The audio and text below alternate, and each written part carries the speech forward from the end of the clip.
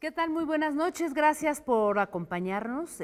Hoy quiero invitarles a reflexionar sobre el tema de la migración, más que como un problema, como un proceso, una circunstancia geopolítica inevitable. Si bien desde el inicio de los tiempos la humanidad se ha movido siempre en busca de nuevas tierras y de posibilidades de vida, el siglo XXI nos puso frente a un reto de grandes dimensiones a nivel global. Miles de personas se desplazan de manera forzada por el mundo huyendo de la miseria, de los suelos arrasados, de los criminales que les amenazan y de sus propios gobiernos quienes les han negado el derecho a una vida digna. En el caso de México, desde hace por lo menos 10 años, por nuestro país cruzan cada año aproximadamente 450,000 extranjeros con destino a Estados Unidos, la mayoría centroamericanos.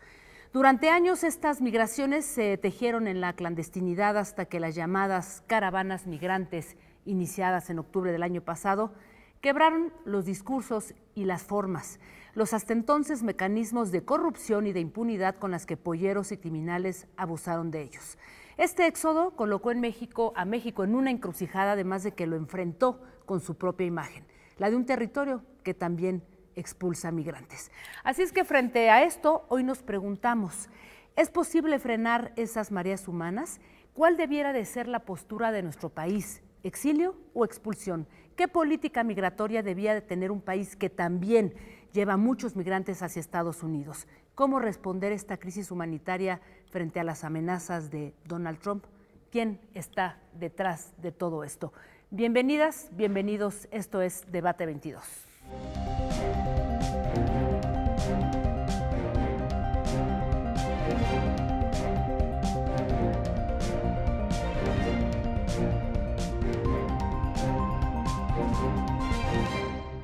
Bien, pues hoy me acompañan, gracias por estar aquí conmigo en Debate 22. Laura Calderón, empiezo contigo. Leticia, perdóname. Leticia, mi hermana es Laura. Tu hermana es Laura, exacto. Leticia Calderón, no solamente eres investigadora del Instituto Mora, también, bueno, eres especialista en los temas de migración y has colaborado todavía en el laboratorio de diversidades en el que participan varias instituciones y universidades.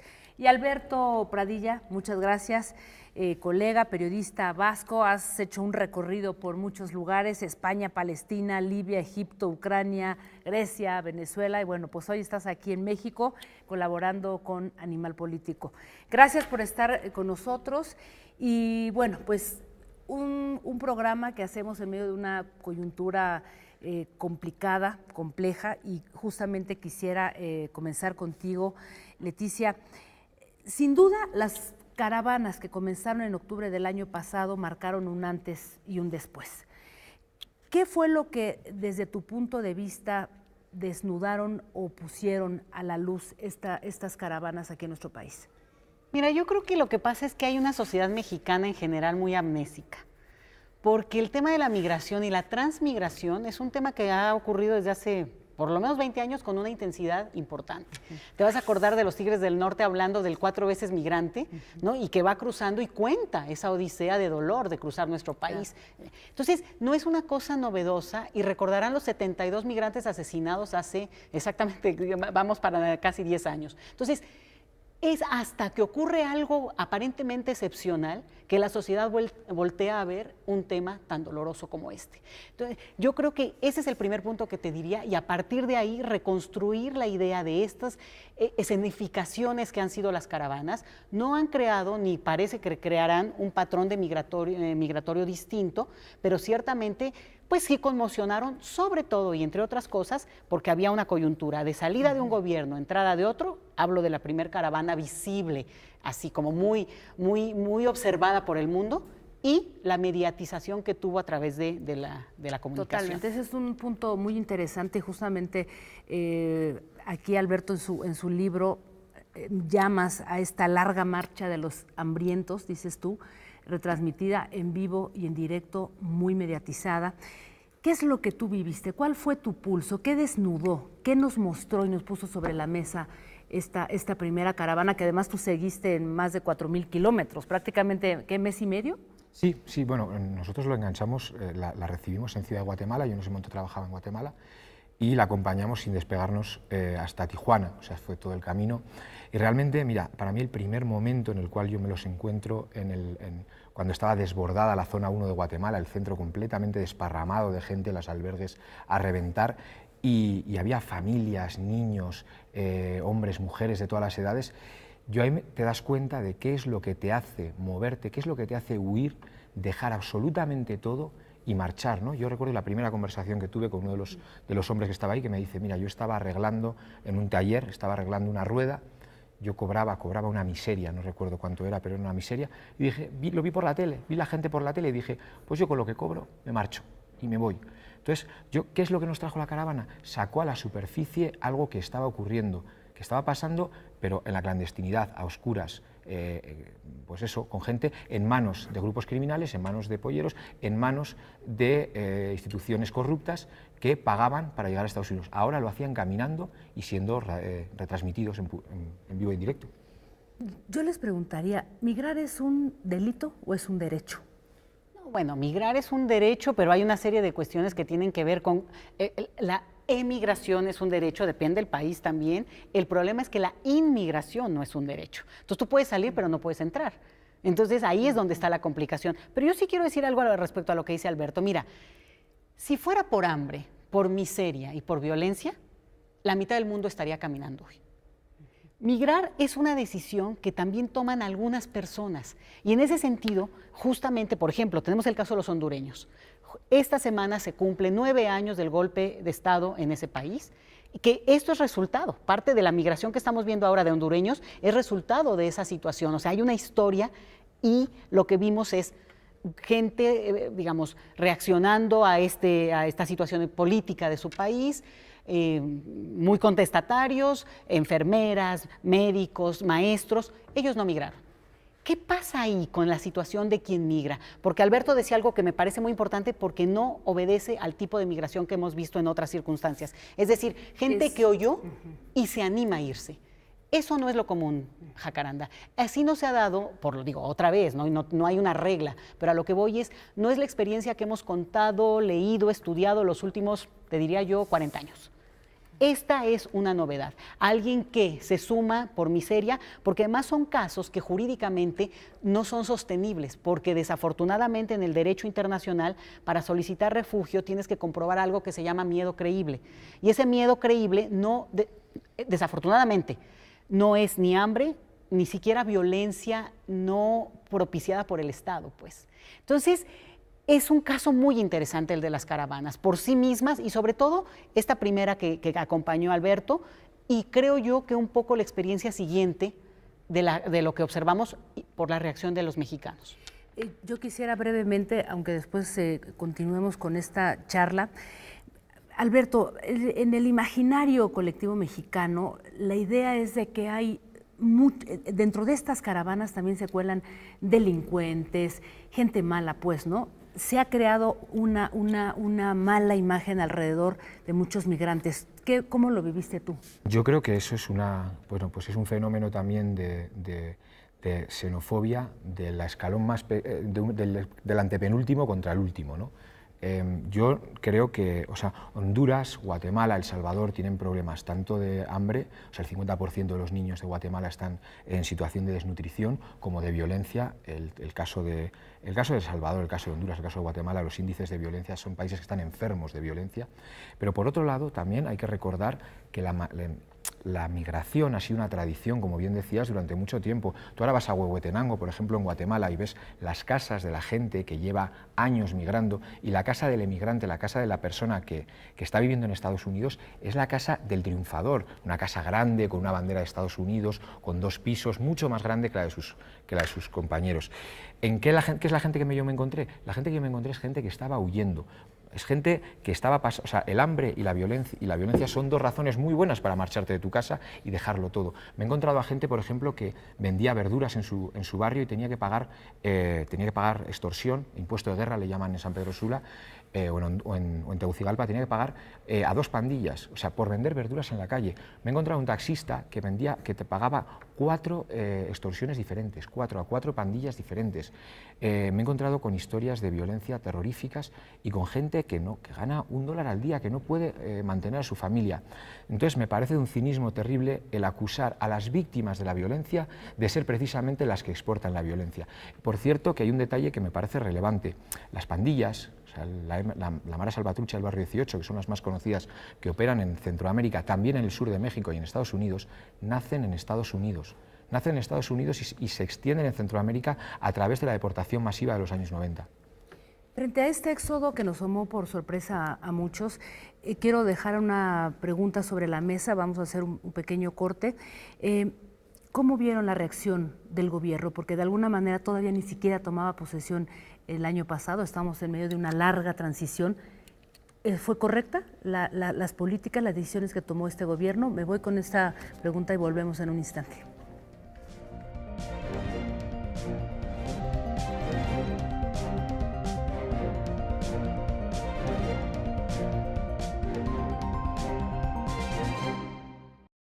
Bueno, estábamos muy entretenidos aquí en la discusión, en el corte. Aquí tenemos dos posturas distintas. O sea, decía Alberto que esto es una especie de épica de la migración. Tú dices que no, que esto obedece a otras circunstancias. Antes de entrar en el tema de la política migratoria, pero sí me interesa que ahondemos en esto que están ustedes diciendo, de por qué obedece a otras circunstancias. O sea, yo creo que también se ha puesto el foco, y en esto, fíjate, voy a coincidir contigo, se ha puesto el foco en las caravanas. Actualmente habrían sido, en las últimas desde octubre, habrá habido unas 20.000 personas.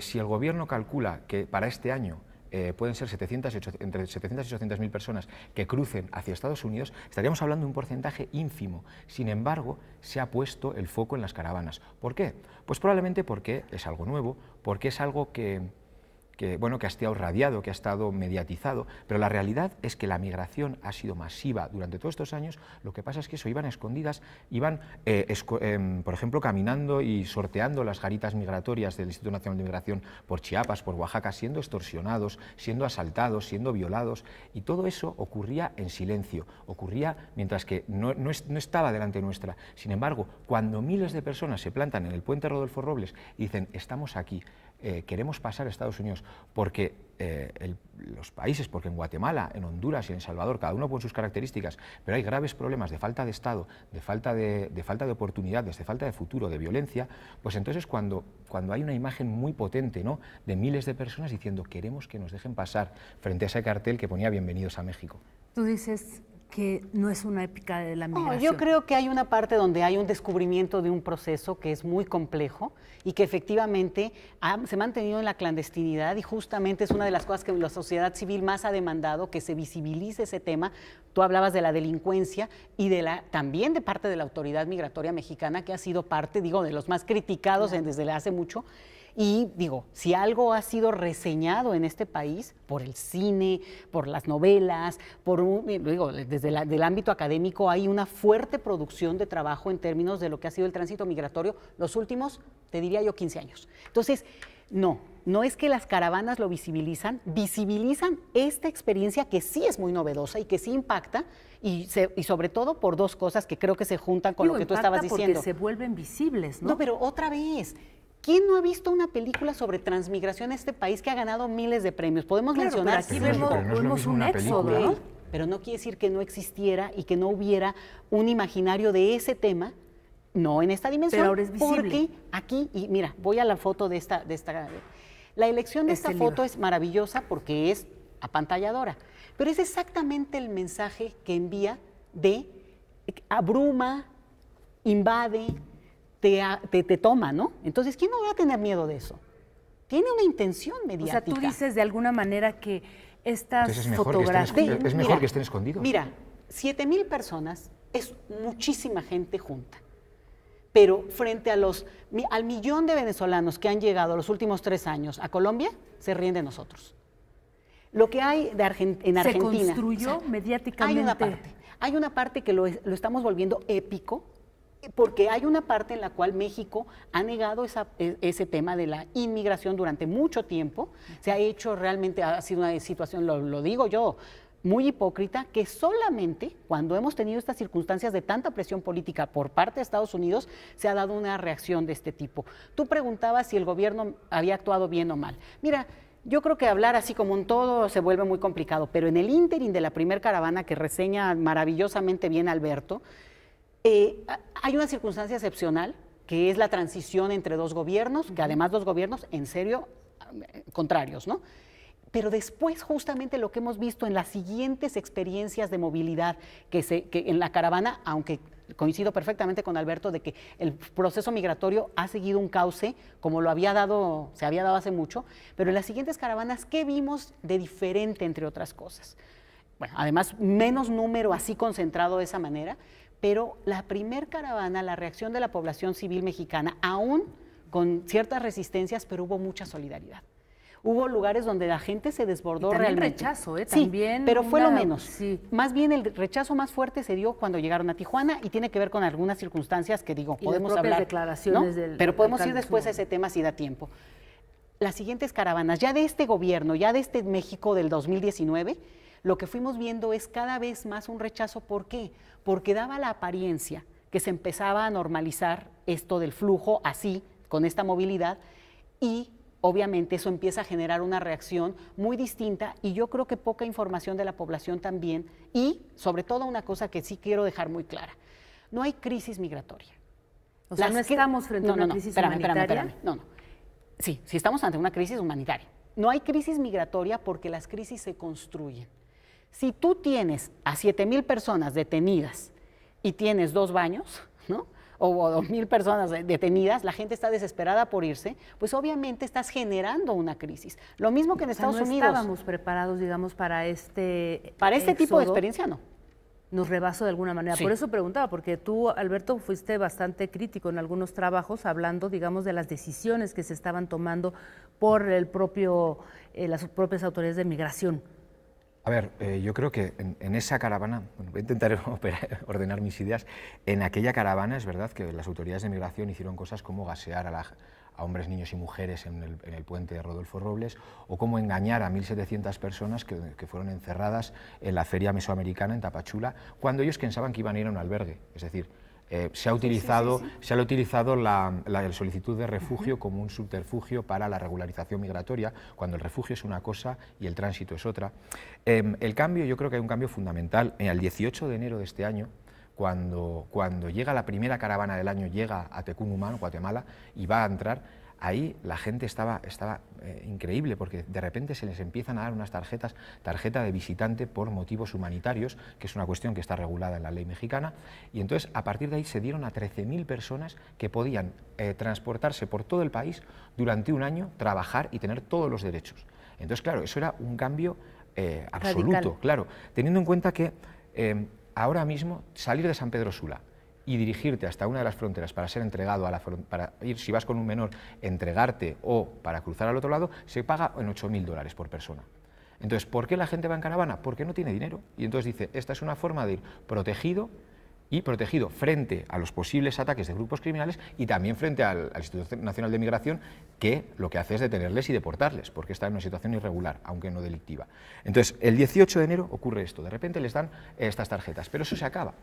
Entonces, parecía que había una nueva política, pero eso fue un espejismo, fue ante esa caravana. A partir de ahí, ¿cuál ha sido la respuesta? Pues ha sido, como dicen las organizaciones de la sociedad civil mexicana, de detención, encierro y deportación. De hecho, las cifras de deportación son mayores incluso que el año pasado con Peña Nieto.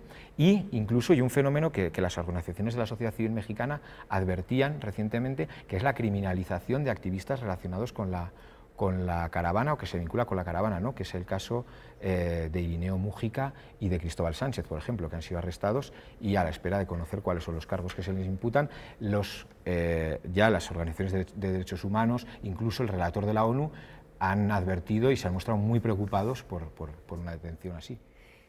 Frente a esta situación, este fenómeno inevitable, yo creo que la gran pregunta es: ¿asilo y refugio o deportación? Me voy con esa pregunta a la pausa. Volvemos aquí a Debate 22.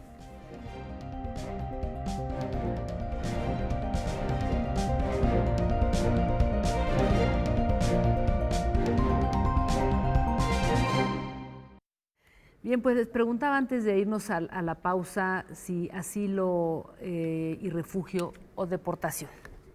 Mira, el problema con esto es que la inmensa mayoría, el 90% de las personas que están cruzando por el país, lo que quieren es ir a Estados Unidos. Y eso es lo que nos tienen broncas con Estados Unidos, ¿no?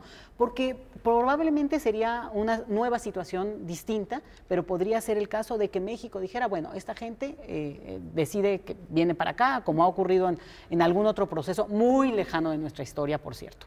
Pero no se ha dado como tal esa opción, aunque ahorita la encrucijada con la que nos tiene Donald Trump obviamente va a mover eso y va a crear un escenario muy nuevo para nuestro país. Entonces, yo te diría que ni siquiera es dilema, porque hasta este momento la gente, aún pidiendo alguna de estas categorías jurídicas, tienen el espíritu ir a Estados Unidos, y con un elemento más, sobre todo en algunos casos, por ejemplo, los salvadoreños que tienen una migración de más largo tiempo, tienen familia en Estados Unidos. Entonces lo que buscan es la reunificación familiar.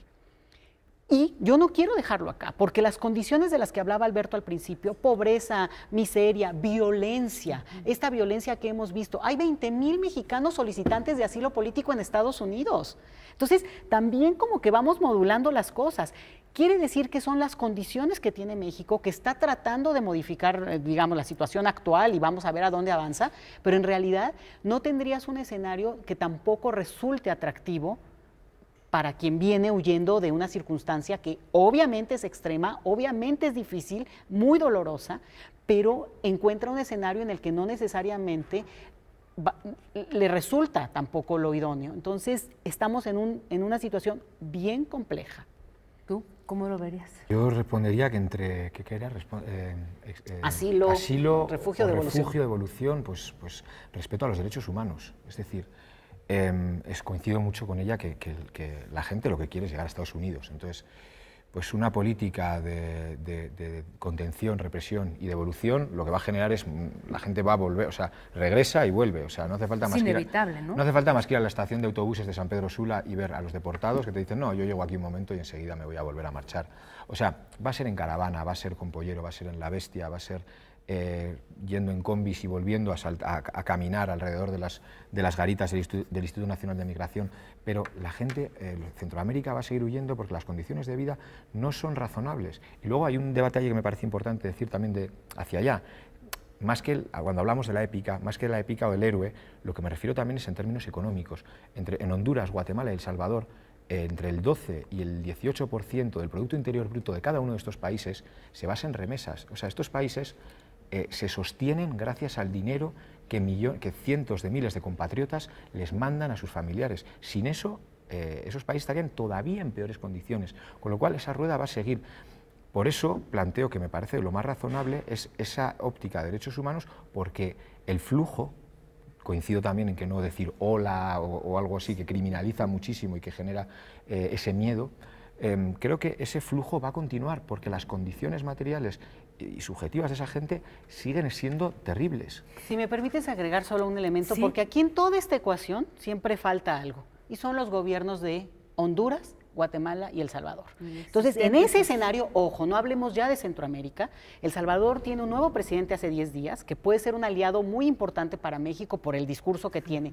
Guatemala hay una rebelión en el término de corrupción, ¿no? Porque ahí hay un problema muy serio, pero hay una sociedad que se está movilizando. Y en Honduras, lo decía hace rato, también hay una movilización importante. Entonces, tampoco minimicemos la capacidad de estas sociedades para, digamos, cuestionar sus propios gobiernos, y si no volteamos a ver, lo digo como sociedad civil, pero también desde la parte del gobierno mexicano, no basta un proyecto de inversión, de desarrollo en el sentido de modificar ciertas condiciones estructurales de lo económico, sino esto. Claro, ¿Qué pasa con esos gobiernos cómplices, voraces de la desigualdad? Y en esto yo creo que falta otra parte de la ecuación, que es Estados Unidos. Es decir, ¿quién fue el cómplice del golpe de Estado del 2009? Estados Unidos. ¿Quién fue el cómplice del fraude electoral de 2017 en Honduras? Porque hay veces que la gente dice, no, es que ¿qué hacen en sus países? En Honduras hubo unas elecciones en noviembre de 2017, ¿sí?